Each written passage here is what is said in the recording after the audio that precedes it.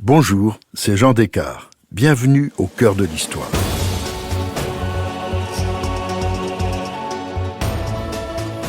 Je vous raconte l'histoire d'un amour passionné, interdit et finalement tragique, celui du tsar de Russie Alexandre II et de la belle aristocrate Katia Dolgorouki.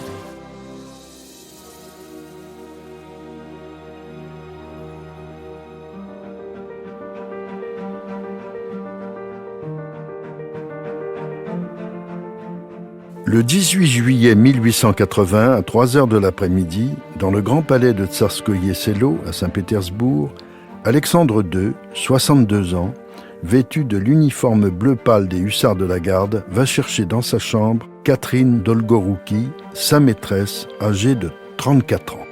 Elle porte une robe de drap beige, aucune fleur, aucun diadème, et pourtant, si le tsar vient la chercher, c'est parce que l'on va célébrer leur mariage. Ils s'aiment depuis 14 ans. Pour le tsar, c'est le plus beau cadeau qu'il puisse lui offrir. Pour elle, c'est une sorte de triomphe. Tous deux traversent le palais jusqu'à un petit salon, isolé et sans meubles. Au milieu, une simple table qui va servir d'autel. L'archiprêtre du palais d'hiver y a disposé une croix, un évangile, 2 flambeaux, les couronnes indispensables au rite orthodoxe et 2 alliances. 2 seuls témoins, des généraux proches de l'empereur, feront office de garçons d'honneur et tiendront les couronnes au-dessus de la tête des fiancés. Derrière eux, un couple d'amis de Katia. Et c'est tout. Bien sûr, il s'agit d'un mariage morganatique, ce qui veut dire que la mariée ne deviendra pas tsarine et les 3 enfants qu'elle a eus du tsar ne seront pas héritiers. Néanmoins, le souverain va faire de sa nouvelle épouse la princesse Yourievski. Les enfants porteront le même titre avec le prédicat de « Altesse Sérénissime ». Pour les enfants du premier mariage du tsar, qui ne sont même pas au courant, c'est une véritable provocation. Pour la cour, c'est un scandale. Pour le clergé orthodoxe, c'est un sacrilège. La première épouse du tsar, Maria Alexandrovna, s'est éteinte il y a moins de 2 mois, victime de la tuberculose. Si le deuil de cour de 40 jours est effectivement terminé, il est en principe impossible de se remarier moins d'1 an après le décès de la légitime épouse. Mais Katia compte tellement pour le tsar, il est tellement fou d'elle, il a été si malheureux de lui imposer une vie clandestine de 14 ans qu'il est prêt à tout pour se racheter. Quant à Katia, certes amoureuse du souverain, mais aussi ambitieuse, elle accomplit le premier acte de son rêve, épouser le tsar. Il ne lui reste plus qu'à se faire couronner impératrice. Mais qui sont réellement la belle Katia et cet homme de 62 ans? Et comment est-il tombé amoureux de cette jeune princesse désargentée? Alexandre II est monté sur le trône des Romanov en 1855. Son père, le tsar Nicolas Ier, ne lui laisse pas un héritage facile. Une guerre de Crimée inachevée et qui tourne au désastre pour la Russie, et un pays révolté par la poigne de fer de celui qui était surnommé le gendarme de l'Europe. Pour ne rien arranger, le traité de Paris, en 1856, met fin à la guerre de Crimée dans des conditions désagréables pour la Russie. Elle se voit privée d'accès au détroit et donc d'accès à la Méditerranée. Alexandre II se veut un tsar réformateur. Il va mettre 6 ans à imposer l'abolition du servage en Russie. C'est une idée généreuse et courageuse. Mais elle ne lui vaudra que des ennuis. L'aristocratie proteste, les paysans vont s'endetter pour acheter leurs terres. Beaucoup vont gagner les villes qui s'industrialisent, en particulier Saint-Pétersbourg. Il constitue un prolétariat misérable qui sera le terreau des idées révolutionnaires. Un mouvement nihiliste est constitué. Et le tsar réformateur, qui voulait faire le bonheur de son pays, sera victime de 8 attentats. En famille, le tsar a été très heureux avec sa ravissante et intelligente épouse. Elle lui a donné 7 enfants, 6 garçons et une fille. Mais Maria Alexandrovna est de santé fragile. Elle est épuisée par ses maternités successives et sans doute déjà rongée par la phtisie qui finira par l'emporter. Alexandre II est beau, séduisant, il aime les femmes, il aura quelques aventures sans suite. C'est au moment où son épouse lui ferme sa chambre, car elle ne peut plus risquer d'être de nouveau enceinte, qu'Alexandre II choisit de s'en détourner complètement et rencontre celle qui sera le véritable amour de sa vie. Catherine Dolgorouki, Katia pour les intimes, appartient à une famille noble ruinée. Elle est pensionnaire à l'Institut Smolny. C'est une institution fondée par la fille de Pierre le Grand, Élisabeth Ier, pour l'éducation des jeunes filles de l'aristocratie, l'équivalent russe du Saint-Cyr de Madame de Maintenon. La tsarine vient souvent visiter Smolny. Elle s'intéresse à ses pensionnaires. Alexandre II l'accompagne parfois et remarque le regard malicieux de la jeune Katia. Un jour de printemps, alors qu'il se promène au jardin d'été, il la croise, la reconnaît et commence à lui parler. L'académicien Henri Troyat, d'origine russe, nous décrit la scène.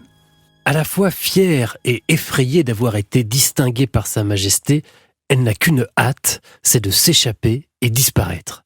Alexandre, cependant, la dévore du regard. Elle a des traits fins, un teint d'ivoire, des tresses châtains souples et soyeuses, des yeux fendus en amande et un sourire enjôleur. Tant de joliesse et de naïveté le transportent. Elle a 17 ans. Il va la revoir souvent. Il se promène dans les parcs impériaux. Alexandre lui déclare son amour, elle se refuse. Elle mettra 2 ans à lui céder. C'est le 13 juillet 1866 que Katia devient la maîtresse du tsar. Ils se sont retrouvés au belvédère de Babygone, un ravissant pavillon à colonnade dominant la Baltique, dans le parc du palais de Peterhof. Il a 29 ans de plus qu'elle, mais qu'importe.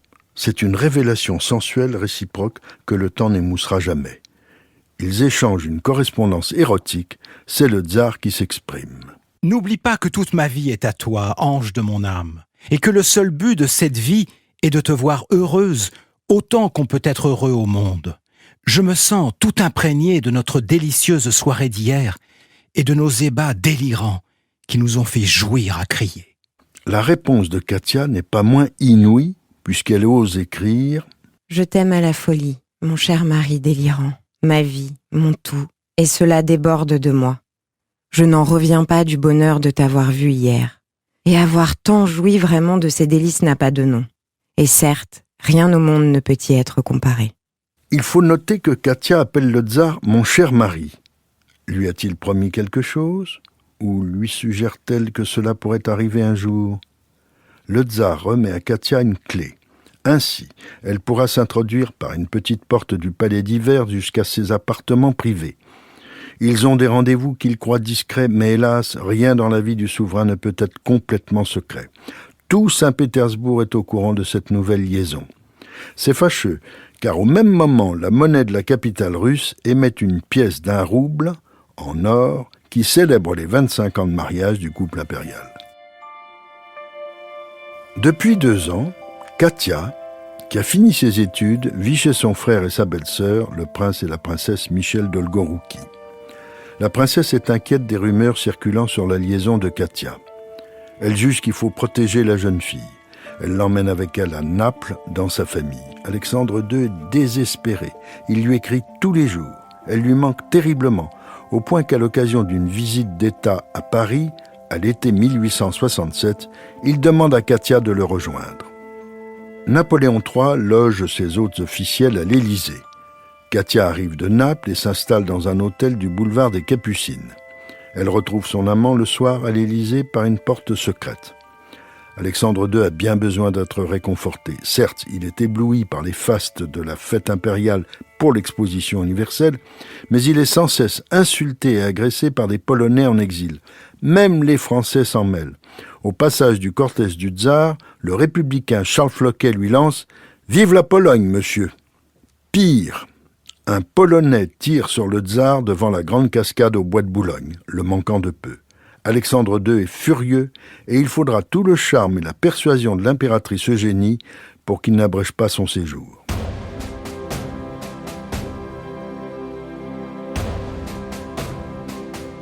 À son retour de Paris, la liaison s'organise. Katia réside toujours chez son frère et sa belle-sœur dans un hôtel particulier du quai des Anglais à Saint-Pétersbourg. Katia a ses propres domestiques et son équipage. Au palais d'hiver, le tsar met à sa disposition l'ancien cabinet de travail de son père, Nicolas Ier. Lors des séjours aussi bien à Tsarskoye Selo qu'à Peterhof ou en Crimée, à Livadia, elle dispose d'une villa à proximité de la résidence du tsar. Pour justifier sa présence à la cour, Alexandre II l'a fait nommer demoiselle d'honneur de l'impératrice. Celle-ci avale résignée cette nouvelle couleuvre. Mais Katia profite peu de cette fonction. On ne la voit pas dans la voiture officielle de la tsarine. Elle tient par-dessus tout au moment d'intimité qu'elle partage avec le tsar. Lors de ses voyages à l'étranger, elle l'accompagne. À Ems, en Rhénanie, en juin 1870, lors de la rencontre d'Alexandre II avec le roi de Prusse Guillaume Ier, elle dispose d'une petite villa. Le 3 avril 1872, au Palais d'Hiver, Katia accouche de son premier enfant avec Alexandre II, le petit Georges. Pour éviter un scandale, le bébé est placé dans une maison surveillée par la police secrète. Une nourrice russe et une gouvernante française prennent soin de lui. En 1873, c'est la naissance d'une fille, Olga. En 1876, un nouveau fils, Boris, vient au monde, mais il meurt très vite. En 1877, le tsar engage une guerre contre l'Empire ottoman. La campagne est rude, mais victorieuse. La paix de San Stefano, en 1878, est très avantageuse pour la Russie. Mais le Congrès de Berlin réduit considérablement ses dispositions. Le tsar est déçu, amer, et comme toujours, c'est auprès de Katia qu'il trouve du réconfort. Il prend alors une décision provocante. Il installe sa seconde famille au 2e étage du Palais d'Hiver, juste au-dessus de ses propres appartements. La tsarine, épuisée et malade, subit l'affront. Elle se confie à son amie, la comtesse Alexandrine Tolstoï. Je peux pardonner les offenses qu'on fait à la souveraine. Je ne peux prendre sur moi de pardonner les tortures qu'on inflige à l'épouse. En imposant la présence de sa favorite au palais, Alexandre II satisfait certes son désir d'intimité avec Katia, mais il dresse toute la cour contre elle. Bien que Katia se montre discrète, elle est en contact avec la domesticité impériale, femme de chambre, valet, cuisinier, cocher, intendant et même avec quelques dignitaires. Certains courtisans s'adressent à elle pour qu'elle use de son influence auprès du tsar en leur faveur. On cherche son appui dans une entreprise commerciale. Mais même ceux qui la sollicitent la condamnent. Le tsar vieillit, il est fatigué, amaigri et voûté. Et pourtant, il est heureux. Katia, le 9 septembre 1878, donne naissance à leur 4e enfant, une petite Catherine, qui le comble de bonheur. Joie intime d'un côté, désapprobation générale de l'autre, la double vie du tsar est très mal perçue, particulièrement par l'héritier, le tsarévitch, futur Alexandre III. Cependant, les nihilistes sont de plus en plus audacieux. En janvier 1878, une terroriste blesse grièvement par balle le chef de la police de Saint-Pétersbourg. Non seulement cette femme est acquittée lors de son procès, mais portée en triomphe comme une héroïne. Le 2 avril 1879, un homme tire à 5 reprises sur le tsar, place de l'état-major. Alexandre II ne doit son salut qu'à sa fuite en courant. Il passe ses vacances avec Katia en Crimée. À leur retour à Moscou, le 19 novembre, le train impérial échappe de peu à une bombe. Le 5 février 1880, c'est dans le Palais d'Hiver que les terroristes réussissent à faire exploser une bombe. Elle avait été placée dans la salle à manger où devait avoir lieu un dîner d'apparat en l'honneur du grand-duc Alexandre de Hesse et de son fils, Ferdinand de Bulgarie. Le train qui les amenait ayant pris du retard, le tsar et sa suite attendaient dans un salon. À quelques minutes près, ils auraient tous péri. L'attentat fait quand même 11 morts et 56 blessés. L'explosif, dissimulé dans les sous-bassements, a détruit tout le corps de garde sous la salle à manger. C'est d'une incroyable violence. Katia était dans ses appartements au 2e étage, avec ses enfants. Elle ne pouvait être invitée au dîner officiel. Elle est terrorisée. Les ennemis du tsar prennent de plus en plus de risques. Ils veulent le tuer.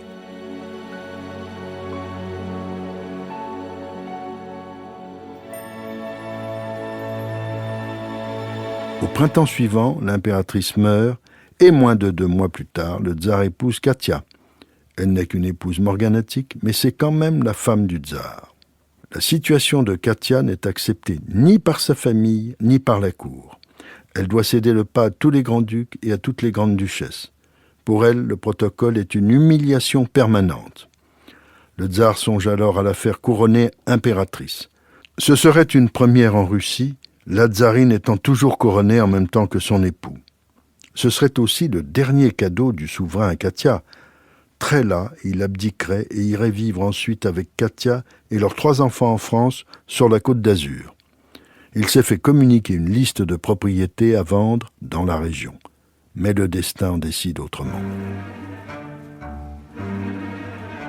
Le dimanche 1er mars 1881, comme chaque semaine, Alexandre II se rend à une parade au manège Michel, non loin du palais d'hiver.